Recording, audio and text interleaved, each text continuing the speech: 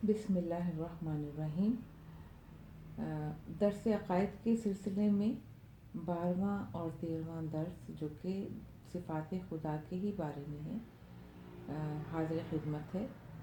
صفات خدا نمبر 1، صفحہ نمبر 86۔ رسول خدا صلی اللہ علیہ وسلم نے فرمایا، خالق کی بجز اس کے کہ جس طرح اس نے خود اپنی تعریف بیان کی ہے تعریف نہیں کی جا سکتی، اور اس کی تعریف کی بھی کیسے جائے جبکہ حواس اسے درک کرنے سے، وہم اس تک پہنچنے سے، ادراک اس کی تعریف کرنے سے اور اندازے اس کا احاطہ کرنے سے قاصر ہے۔ کتاب کافی جلد 1 صفحہ 137 ہے 3۔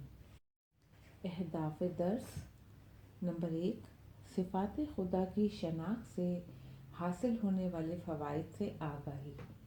نمبر 2، صفات خدا کی شناخت کے ممکن ہونے کا بیان۔ اس درس اور اس سے اگلے درس میں صفات خدا کے بارے میں تحقیق کریں گے۔ البتہ اس بحث کے آغاز سے پہلے لازم ہے کہ چند سوالات کے جواب دے دیے جائیں۔ ہمارے لیے صفات خدا کی معرفت حاصل کرنا کیوں ضروری ہے؟ پہلا سوال یہ ہے کہ خدا کی صفات سے متعلق جاننا کتنی اور کیسی اہمیت کا حامل ہے۔ بعبارت دیگر، اگر انسان یہ نہ جانتا ہو کہ خدا کون سی صفات سے متصف ہے تو اسے کس قسم کی مشکل درپیش آ سکتی ہے۔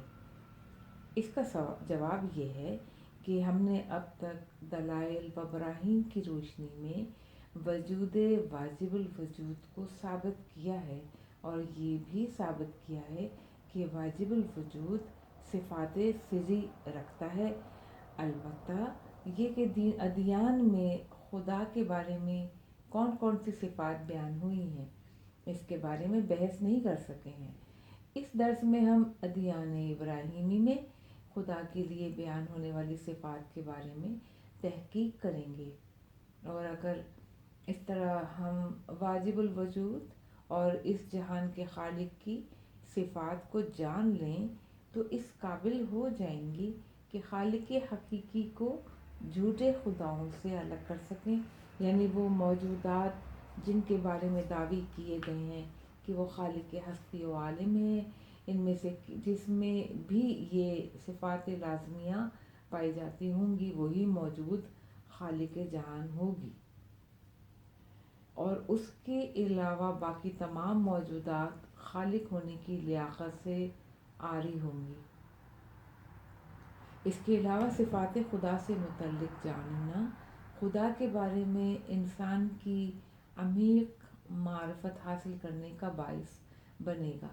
یہ بات تو دلائل اور براہین سے ثابت کر دی گئی ہے کہ خدا وجود رکھتا ہے، یا ایک موجود بنام واجب الوجود موجود ہے۔ البتہ یہ واجب الوجود کس طرح کی موجود ہے، اس بات کو ہم بیان کردہ دلائل میں بیان نہیں کر سکتے، لہذا ضروری ہے کہ خدا کی عمیق معرفت حاصل کرنے کے لیے اس کی صفات کے سراغ میں نکلا جائے، البتہ وہی صفات جو ادیان الہی میں بیان کی گئی ہیں۔ سوال، کیا صفات خدا کی معرفت حاصل کرنا ممکن ہے؟ صفات خدا کے بارے میں دوسرا سوال یہ ہے کہ کیا انسان اس قابل ہے کہ خدا کی معرفت حاصل کر سکے؟ ہم جانتے ہیں کہ چونکہ خداوند عالم واجب الوجود اور کامل ہے، اس لیے لامحدود ہے، اور انسان کسی چیز کو اسی وقت بطور کامل پہچان سکتا ہے کہ جب وہ اس پر پوری طرح سے مسلط ہو جائے۔ بنابراین انسان محدود ہے اور ذات خدا لامحدود، لہذا ممکن نہیں ہے کہ ایک انسان خدا اور اس کی صفات کی معرفت بطور کامل حاصل کر سکے، کیونکہ یہ کام بالکل ایسا ہی ہے کہ جیسے ہم ایک دریا کے پانی کو کسی ظرف میں یعنی کسی برتن میں ڈالنا چاہیں۔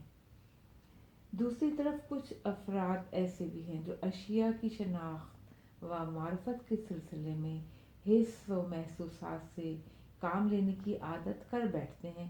یہ وہی روش ہے جسے ہم پہلے سے تجرباتی روش یا حسی روش کے نام سے جانتے ہیں۔ یہ افراد غیر مادی اشیاء جنہیں حس کے ذریعے پہچاننا محال ہے کو بھی مادی اشیاء کے زمرے میں داخل کرتے ہوئے انہیں حس سے پہچاننے کے درپیر رہتے ہیں۔ مثلاً فرشتوں کو کسی بڑے پرندے، یا خدا کو کسی پیر مرد جس کی داڑھی سفید ہو چکی ہو، یا ایسا جوان جس نے تازہ جوانی کی دہلیز پہ قدم رکھا ہو، سے تشبیہ دیتے ہیں۔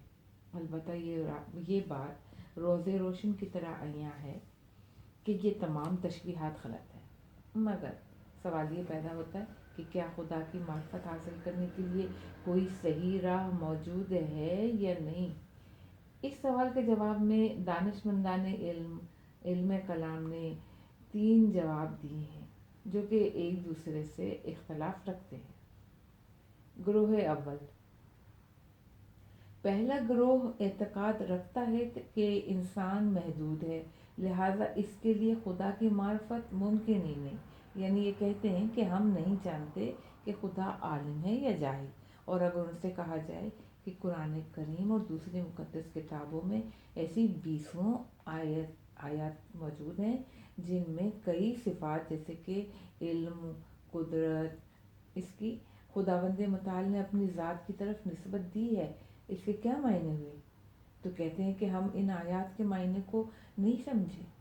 اس گروہ کو اہل تعطیل عین توئے یہ لام کے نام سے یاد کیا جاتا ہے، کیونکہ یہ اعتقاد رکھتے ہیں کہ ہمیں معرفت خدا کے متعلق بحث سے تعطیل برتنی چاہیے۔ یہ کتاب المذاہب الاسلامیہ صفحہ 81 سے 83 آیت اللہ جعفر سبحانی کی۔ اچھا، گروہ دوم، بنا کسی دقت نظر کے خدا کے لیے انسان کی طرح ہاتھ، پاؤں اور دیگر اعضاء کے قائل ہے، اور خدا کو انسان کے جسم سے تشبیہ دیتے ہیں۔ ان کا کہنا ہے کہ خدا بھی انسان کی طرح جسم رکھتا ہے، البتہ اس کا جسم انسان کے مقابلے میں بہت بڑا اور کامل تر ہے۔ متکلمین کے درمیان اس گروہ کو مجسمہ یا اہل تشبیہ کے نام سے جانا جاتا ہے۔ حواشی میں ہے المذاہب الاسلامیہ صفحہ 84 سے 85 آیت اللہ جعفر سبحانی۔ اس گروہ کے واضح تر مصداق ابن تیمیہ، محمد بن عبد الوہاب اور ان کے پیروکار ہیں۔ گروہ سوم، اہل تشیع بھی اسی گروہ کا جز ہے۔ یہ گروہ اعتقاد رکھتا ہے کہ صفات خدا کی معرفت ممکن ہے، جیسا کہ آیات قرآن میں اس امر کو واضح طور پر بیان کیا گیا ہے، اور صفات خدا کی معرفت کو ممکن جانتے ہوئے خدا کی نسبت صفات کو بیان کیا ہے۔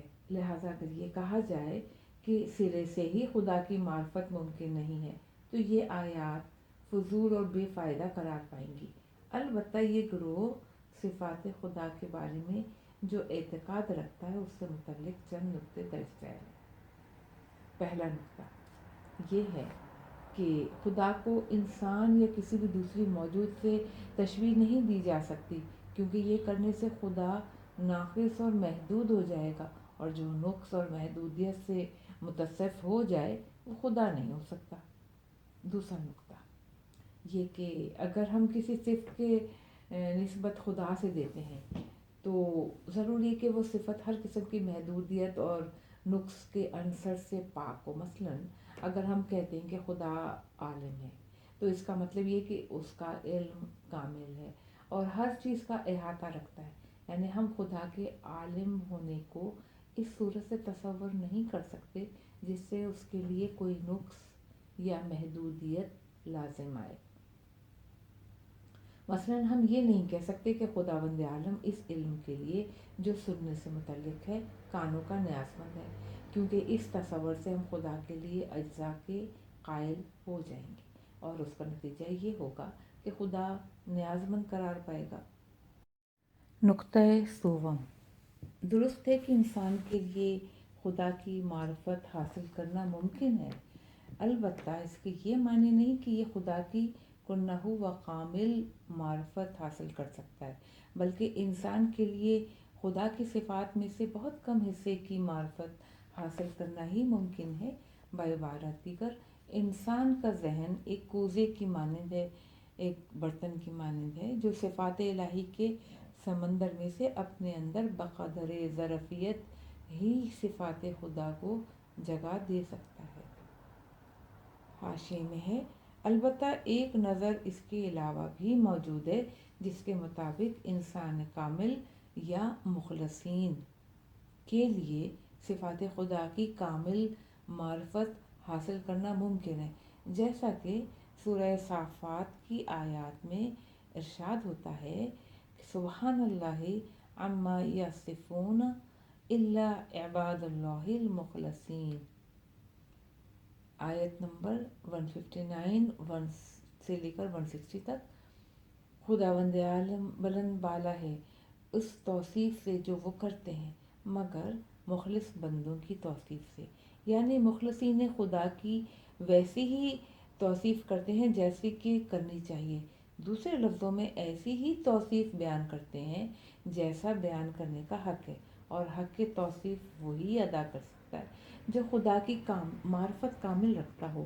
اس نقطہ نگاہ کے مطابق اگر انسان کی تربیت الہی اور قرآنی اصولوں کے مطابق ہو تو وہ اس قابل ہو سکتا ہے کہ خدا کی کنہو معرفت حاصل کرے۔ امیر المومنین علیہ السلام فرماتے ہیں نہج البلاغہ میں کہ ہر ظرف کی وسعت اس میں کسی چیز کو قرار دینے سے ختم ہو جاتی ہے، مگر ظرف علم کہ اس میں علم کے بڑھنے کے ساتھ ساتھ ظرفیت بھی بڑھتی جاتی ہے۔ اس روایت کی بنا پر ظرفیت انسان علم حاصل کرنے کے ساتھ ساتھ بڑھتی چلی جاتی ہے، اور یہ کوئی حد و سرحد نہیں رکھتی۔ اسی دلیل کی بنا پر انسان اس حد تک عالم ہونے کی قابلیت رکھتا ہے کہ خود صفات خدا کی کامل شناخت کو اپنے لیے ممکن بنا سکے۔ البتہ جیسا کہ ظاہر ہے اس وقت ہماری بحث کا مدار یہ نہیں ہے اور نہ ہی اس کتاب میں اس دقیق بحث کی گنجائش ہے، بلکہ یہاں پر اس نقطے کو بیان کرنے کا مقصد قاری کو اس نظریے کے وجود سے آگاہ کرنا ہے۔ لیکن یہ بات ذہن میں رہے کہ یہ بات صفات الہی سے متعلق ہے، نہ کہ ذات الہی سے۔ حاشیہ ختم ہوتا ہے۔ شعر ہے کہ ثنا و حمد ایزد ہو رقم کیا، ہمارا ناطقہ کیا اور ہم کیا، مجھے درپیش ہے توصیف وحدت، مرکب سے کروں اس کو رقم کیا۔ یہ شعر ہے میر مہدی مجروح کا۔ دوسرا شعر بہادر شاہ ظفر کا ہے کہ کیا پائے کنہو ذات کو اوس کی کوئی ظفر، وہاں عقل کا نہ دخل نہ ہرگز دلیل کا۔ اور غالب صاحب فرماتے ہیں بقدر ظرف ہے ساقی خمار تشنہ کامی بھی۔ اس بنا پر ہمارے اعتقاد کے مطابق صفات خدا کی معرفت ممکن ہے، البتہ ہمیں چاہیے کہ صفات خدا کے بارے میں ایسے تصور کریں کہ جس کی وجہ سے خدا کی ذات میں کوئی نقص یا محدودیت ایجاد نہ ہونے پائے۔ انشاءاللہ اگلے درس میں اقسام صفات خدا کے بارے میں بحث کریں گے اور ثابت کریں گے کہ خدا کون کون سی صفات کا حامل ہے۔ خلاصہ درس نمبر 1، یہ 3 ہیں پوائنٹس یہاں پر۔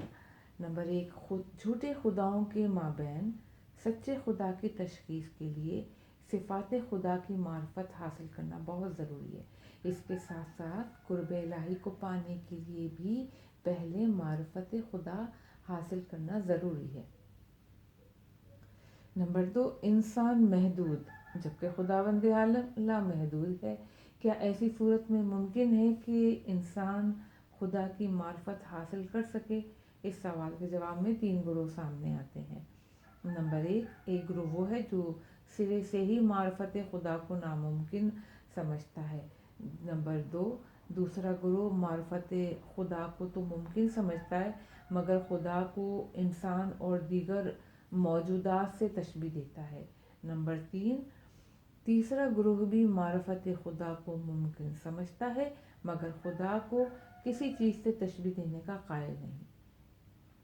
پوائنٹ نمبر 3 ہے کہ اہل تشریح بھی تیسرے گروہ سے تعلق رکھتے ہیں، اس شرط کے ساتھ کہ خدا کے لیے ایسے اوصاف بیان نہیں کیے جا سکتے جن سے خدا کے لیے نقص یا محدودیت لازم ہے، بلکہ ایسے اوصاف جو لامحدود ہونے کے ساتھ ساتھ سازگار ہیں کہ ان کو ہی خدا کو سازگار ہیں کو ہی خدا کے ساتھ نسبت دی جا سکتی ہے۔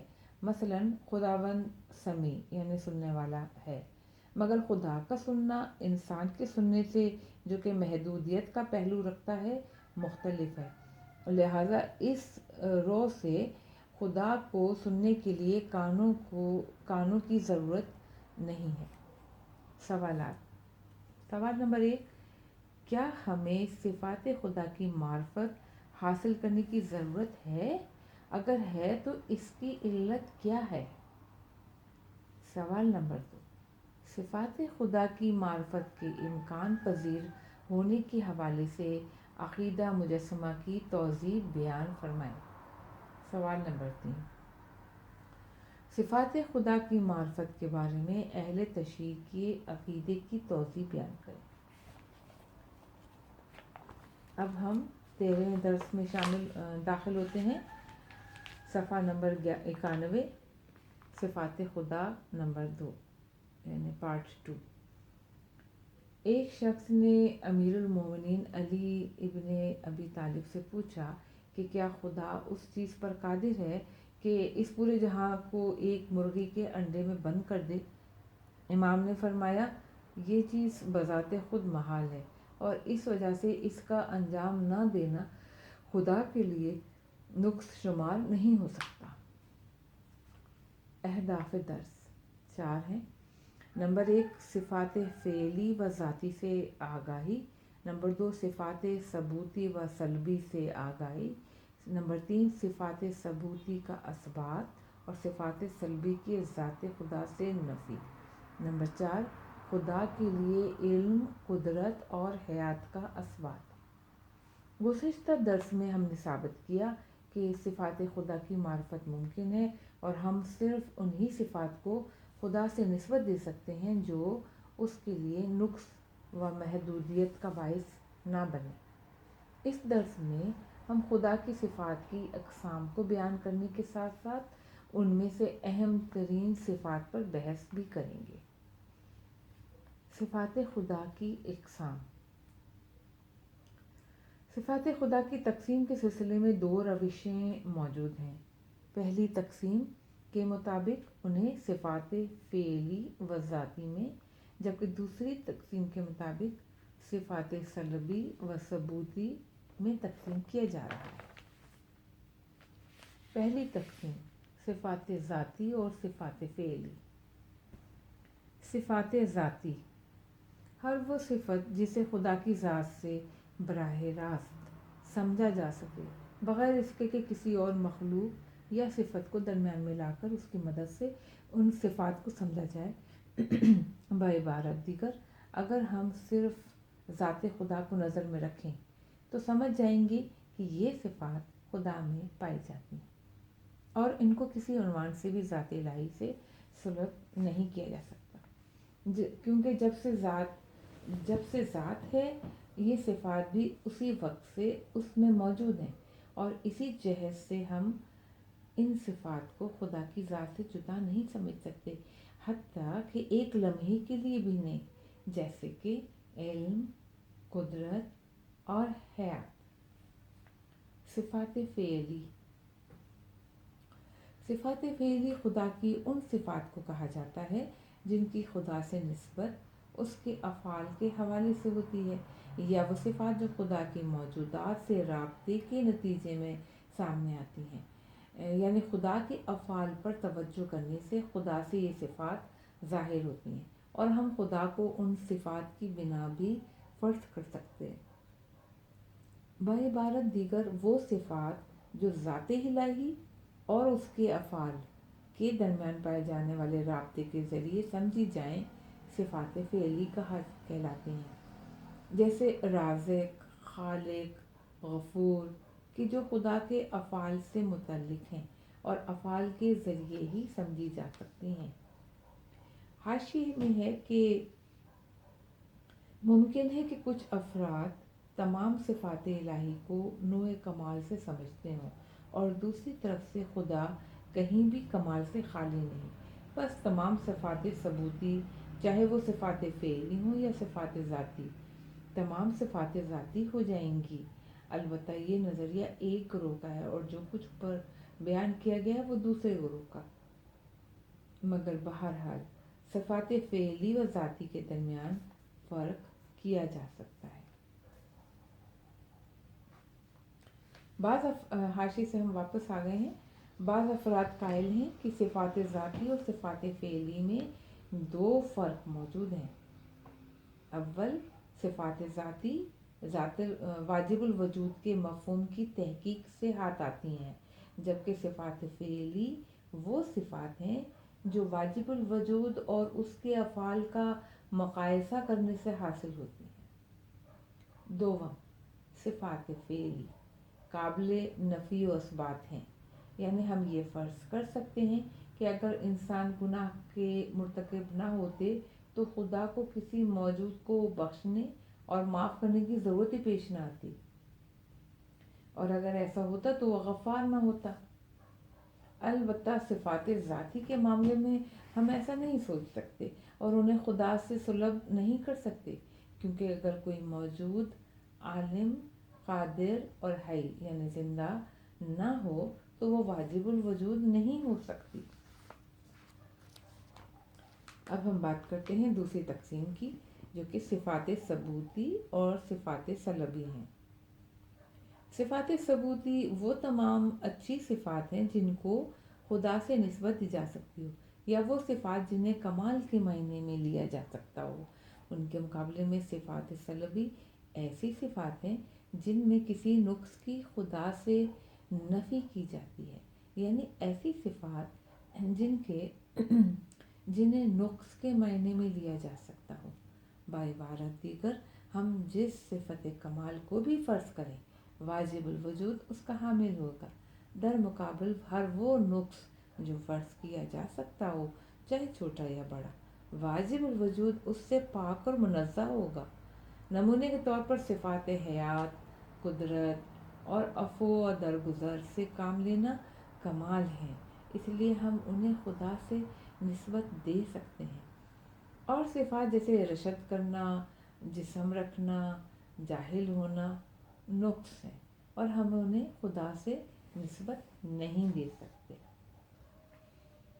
حاشی میں ہے کہ ذرا سی دقت سے یہ بات سمجھی جا سکتی ہے کہ صفات سلبی در حقیقت صفات ثبوتی ہی ہیں، کیونکہ نقص ایک عدم اور سلب ہے، یعنی نیگیٹو مائنس، اور صفات سلبی سلب قرار پائیں گی کہ یہی اسبات ہے، یعنی نیگیٹو مل کے پازیٹیو ہو جاتے ہیں، یہی اسبات ہے۔ یعنی اگر کسی سلب ہونے کی حقدار چیز کو ہٹا دیا جائے، سلب کر دیا جائے تو اسبات ہی رہ جائے گا۔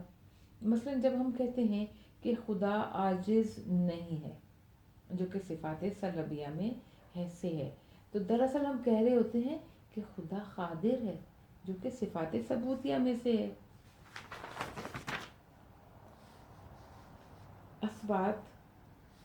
اسبات علم، قدرت اور حیات۔ پہلے بیان کیے گئے استدلالات میں ہم نے بطور کلی تمام کمالات کو واجب الوجود کے لیے ثابت کیا تھا۔ البتہ اب ہم کمالات اور صفات ثبوتیہ کو جداگانہ طور پر ثابت کرنے کے ساتھ ساتھ ان کے بے نہایت ہونے کو بھی ثابت کریں گے۔ خدا بہت سی صفات ذاتی اور فعلی رکھتا ہے، البتہ ان صفات کے درمیان تین صفات علم، قدرت اور حیات خدا کی اہم ترین صفات ذاتی شمار کی جاتی ہیں۔ حاشی میں ہے کہ ان تینوں صفات کی اہمیت کی دلیل یہ ہے کہ ان کی تحقیق و تلفیق ایک دوسرے کے ساتھ قرار دینا، یعنی سے ہم خدا کی باقی صفات ذاتیہ کو بھی ثابت کر سکتے ہیں۔ حاشیے سے واپس، اس درس کے آخر میں ہم بطور نمونہ صفات خدا میں سے ان 3 صفات کو ذات خدا کے لیے ثابت کریں گے۔ مقدمہ اول، اس جہان میں ایسی موجودات وجود رکھتی ہیں جو علم، قدرت اور حیات کی حامل ہیں۔ مقدمہ دوم، واجب الوجود تمام موجودات یعنی ممکن الوجود کے وجود میں آنے کی علت ہے۔ مقدمہ سوم، وہ موجود جو خود ایک چیز کے حامل نہ ہو، کسی دوسرے کو وہ چیز عطا نہیں کر سکتی، یعنی معطی شیء ناقد شیء نیست۔ مقدمہ چہارم، واجب الوجود نے موجودات کو خلق کیا ہے، اور جب خلق اس نے کیا ہے تو انہیں علم، قدرت اور حیات بھی اسی نے بخشی ہے۔ اس بنا پر وہ خود ان صفات سے متصف ہے، جب ہی اس نے باقی موجودات کو یہ عطا کی ہیں، ورنہ اگر وہ خود ان کا حامل نہ ہوتا تو دوسروں کو بھی نہیں دے سکتا تھا۔ مقدمہ پنجم، واجب الوجود میں ہر کمال بنا کسی محدودیت اور نقص کے موجود ہے، اور اگر ہم کہیں کہ وہ کسی کمال کو بطور محدود رکھتا ہے تو یہ ایک نقص ہے اور صفات سلبیہ میں سے ہے، یعنی کہ جو کہ خدا نہیں رکھتا۔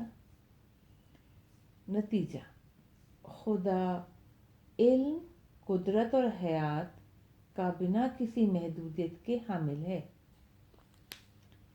حاشیے میں ہے کہ جب ہم حیات یعنی زندگی کی بات کرتے ہیں تو افراد کے ذہن میں زندگی کے وہی معنی نمودار ہوتے ہیں جو انسانوں سے متعلق ہیں۔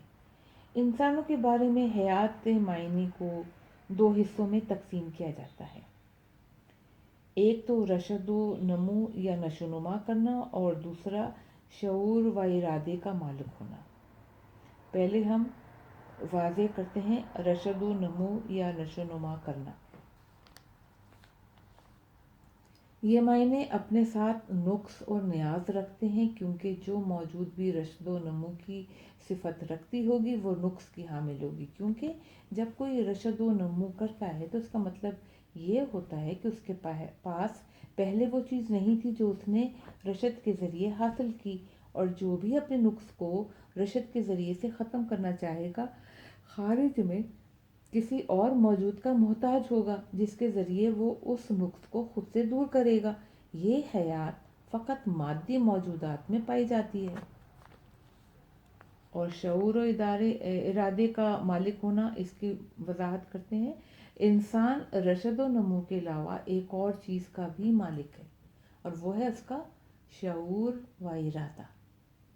انسان بیان شدہ دونوں قسم کی حیات رکھتا ہے، مگر بعض اوقات ان میں سے دوسری اس کے ہاتھ سے چلی جاتی ہے۔ مثلا جب کوئی انسان کومے میں چلا جاتا ہے، اس وقت اس کا جسم تو نشو و نما کر رہا ہوتا ہے، البتہ اس کا شعور اور ارادہ ختم ہو جاتا ہے۔ اس کے جسم کو کسی بھی طریقے سے غذا دے کر زندہ تو رکھ لیا جاتا ہے، البتہ نہ ہی اس کو یہ معلوم ہوتا ہے کہ اس کے ساتھ کیا ہو رہا ہے، نہ ہی وہ کسی ارادے کا مالک رہتا ہے۔ غیر مادی موجودات کے لیے حیات کے یہی معنی ہیں کہ وہ ارادہ و شعور رکھتی ہیں۔ ہمارا بدن بھی اس وقت تک حیات رکھتا ہے جب تک روح سے متصل رہتا ہے۔ اصل حیات روح میں ہے، نہ کہ جسم میں، اور روح مادی نہیں ہے۔ خدا بھی مادی وجود نہیں ہے، اور اس کی حیات کا مطلب بھی قدرت، ارادے اور شعور کا حامل ہونا ہے، نہ کہ نشو و نما کا حامل ہونا۔ مذکورہ بالا صفات کے اسباب سے ہم خدا کے لیے دوسری صفات کا بھی اثبات کر سکتے ہیں، اس طور سے کہ صفات ثبوتی اور سلبی کے معنی سمجھنے کے بعد ہم اس قابل ہیں کہ ہر اچھی صفت کو خدا سے نسبت دیں اور ہر صفت بد کو اس سے سلب کریں۔ گزشتہ کچھ دروس میں ہم نے صفات واجب الوجود کو ثابت کیا تھا اور بیان کیا تھا کہ اس جہان میں ایک ہی واجب الوجود موجود ہے، اس بنا پر وہ تمام صفات ثبوتی کا حامل اور تمام صفات سلبی سے مبرہ و منزہ ہے۔ حاشی میں ہے، بعض روایات میں خدا کے اسماء اصلی اس طرح بیان ہوئے ہیں کہ اللہ کے تمام صفات و اسماء جلال و جمال کا جامع ہے، تبارک کے تمام صفات و اسماء جمال کا جامع ہے، تعالی کے تمام صفات و اسماء جلال کا جامع ہے۔ یہاں پر صفات خدا کی ایک اور تقسیم کی جانب اشارہ کیا گیا ہے، یعنی صفات جمال اور جلال۔ ہر وہ صفت جو رحمت کے معنی دے وہ صفت جمال ہے، مثلا علم، خلق کرنا وغیرہ۔ ہر وہ صفت جو بندے کو رحمت خدا سے دور کرے صفت جلال ہے، مثلا غضب، قہر وغیرہ۔ یہاں پہ حاشیے میں کچھ اور بھی ہے کہ قدرت کا مطلب ہے اپنے اختیار سے کسی مجبوری کے بغیر کسی کام کو انجام دینا۔ یہاں ایک سوال یہ اٹھایا جا سکتا ہے کہ کیا خدا ہر چیز پر قادر ہے؟ اگر ہے تو کیا باپ سے پہلے بیٹے کو خلق کر سکتا ہے؟ کیا سمندر کو ایک کوزے میں سما سکتا ہے؟ کیا اپنی طرح کے ایک اور خدا کو خلق کر سکتا ہے؟ کیا جھوٹ بول سکتا ہے؟ کیا اپنے وعدے کے خلاف کر سکتا ہے؟ کیا کسی پر ظلم کر سکتا ہے؟ ان سوالوں کا جواب یہ ہے کہ خداوند عالم ہر چیز پر قادر ہے، اس شرط کے ساتھ کہ وہ محال عقلی نہ ہو۔ محال یعنی نیستی، نہ ہونے والی، عدم۔ کیا ایسا ہو سکتا ہے کہ عدم اور نیستی کو خلق کیا جا سکے؟ نیستی اور عدم اگر خلق ہو جائیں تو پھر عدم و نیستی نہیں رہیں گے، کیونکہ جو چیز خلق ہو جائے وہ ہستی ہے اور وجود ہے، وجود ہو جاتی ہے، وہ نیستی اور عدم نہیں رہتی۔ بس اگر خدا نیستی کو خلق نہیں کر سکتا تو یہ معنی اس معنی میں نہیں ہے کہ اس کی قدرت میں کوئی کمی یا محدودیت ہے، بلکہ عدم و نیستی خلق کی ہی نہیں جا سکتی۔ اور آیت میں بھی آیا ہے واللہ علی کل شیء قدیر، خدا شے پر قادر ہے، اور نیستی اور عدم تو شے ہی نہیں ہے۔ لہٰذا اگر بیٹا باپ سے پہلے پیدا ہو جائے تو پیدا ہونے والا بیٹا ہی نہیں ہوگا۔ اگر سمندر ایک کوزے میں آ جائے تو وہ سمندر ہی نہیں رہے گا۔ اگر خدا کسی اور خدا کو خلق کرے تو وہ خدا ہوگا ہی نہیں جو پہلے وجود نہ رکھتا ہو اور بعد میں وجود میں آئے۔ دوسرا یہ کہ قدرت رکھنے کا یہ مطلب نہیں کہ ہر کام کو انجام بھی دیا جائے، بلکہ صاحب قدرت قادر ہونے کے باوجود بھی وہی کام انجام دیتا ہے جسے وہ انجام دینا چاہتا ہے۔ یہ جو کہا گیا ہے کہ کیا خدا کوئی برا کام کر سکتا ہے، اس کا جواب یہی ہے کہ خداوند متعال کسی بدی کو انجام دینے کا ارادہ ہی نہیں کرتا، کیونکہ کسی بدی اور زشتی کا ارادہ کرنا نقص ہے، اور یہ بات روشن ہو چکی ہے کہ خدا ہر عیب اور نقص سے پاک ہے۔ حاشی سے واپس آتے ہیں۔ نیز ہم بات کر رہے تھے صفات ثبوتی اور سلبی۔ نیز یہ تمام صفات وہ ہیں جنہیں خدا نے قرآن میں اپنی ذات سے خود نسبت دی ہے۔ اس بنا پر ہم یہ نتیجہ نکال سکتے ہیں کہ واجب الوجود خدا ہی ہے۔ اس مطلب کے اسباب سے خدا شناسی اور معرفت خدا سے متعلق بحث اپنے اختتام کو پہنچی، البتہ ایک نہایت ہی اہم بحث جو ہر انسان کے لیے جائز سوال ہے کا جواب دینا ضروری سمجھتے ہیں، اور وہ یہ ہے کہ خدا جو حکیم، قادر اور عالم ہے کا انسان کو خلق کرنے سے ہدف کیا ہے۔ اگلے درس میں ہم اس سوال کا جواب پیش کریں گے۔ خلاصہ درس پیش خدمت ہے، اس میں ہمارے پاس 4 پوائنٹس ہیں۔ پوائنٹ نمبر 1 کہ صفات خدا کو مختلف اقسام میں تقسیم کیا جا سکتا ہے۔ الف صفات ذاتی و فعلی، ب ثبوتی و سلبی۔ پوائنٹ نمبر 2، صفات ذاتی وہ صفات ہیں جن کو سمجھنے کے لیے فقط ذات الہی پر تکیہ کرنا کافی ہے۔ مثلاً حیات، اس بات کو سمجھنے کے لیے کہ خدا حیات رکھتا فقط ذات خدا ہی کافی ہے۔ صفات فعلی وہ صفات جن کو سمجھنے کے لیے ہمیں ذات خدا اور اس کے افعال میں مقایسہ کرنا پڑتا ہے۔ مثلاً غفور ہونا کہ ہم اس کو جب ہی سمجھ سکتے ہیں جب خدا معاف کرنے کے عمل کو انجام دے۔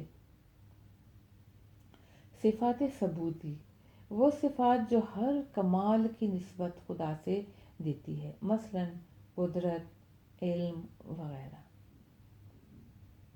صفات سلبی وہ صفات جو ہر ایک نقص کو خدا سے سلب کرتی ہے، مثلاً جسم رکھنا، دکھائی دینا وغیرہ۔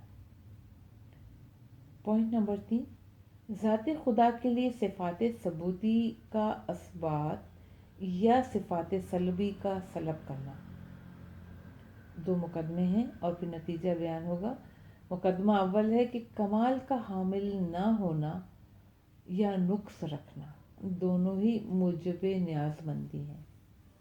مقدمہ دوم، واجب الوجود کسی بھی چیز کے نیاز مند نہیں ہو سکتا۔ نتیجہ یہ نکلا کہ واجب الوجود تمام صفات کمال کا حامل ہے اور صفات سلبی میں سے کسی ایک صفت سے بھی متصف نہیں ہے۔ پوائنٹ نمبر 4، نمونے کے طور پر خدا کی صفات میں سے ایک صفت کے اثبات کا طریقہ بیان کرتے ہیں، یعنی صفت علم۔ مدعا یہ ہے کہ خدا علم رکھتا ہے۔ تو ہمارے پاس 3 مقدمے اور پھر نتیجہ۔ مقدمہ اول، اس جہان میں ایسی موجودات موجود ہیں جو علم رکھتی ہیں۔ مقدمہ دوم، ہر چیز کے وجود میں آنے کی علت واجب الوجود ہے۔ مقدمہ سوم، جو چیز بھی کسی دوسری چیز کی پیدائش کے لیے علت قرار پائے وہ خود اس چیز کی حامل ہوگی۔ نتیجہ کیا نکلا؟ یہ کہ واجب الوجود علم رکھتا ہے۔ البتہ جس برہان میں ہم نے واجب الوجود کا لامحدود ہونا ثابت کیا تھا، اسی سے اس کی تمام صفات کا لامحدود ہونا بھی ثابت ہو جاتا ہے۔ سوالات۔ سوال نمبر 1، صفات ذاتی اور صفات فعلی کے درمیان پائے جانے والے 3 فرق بیان کیجیے۔ سوال نمبر 2، ثابت کیجیے کہ خدا تمام صفات ثبوتیہ کا حامل ہے۔ سوال نمبر 3، خداوند عالم علم، قدرت اور حیات کا حامل ہے، عقلی دلیل سے ثابت کیجیے۔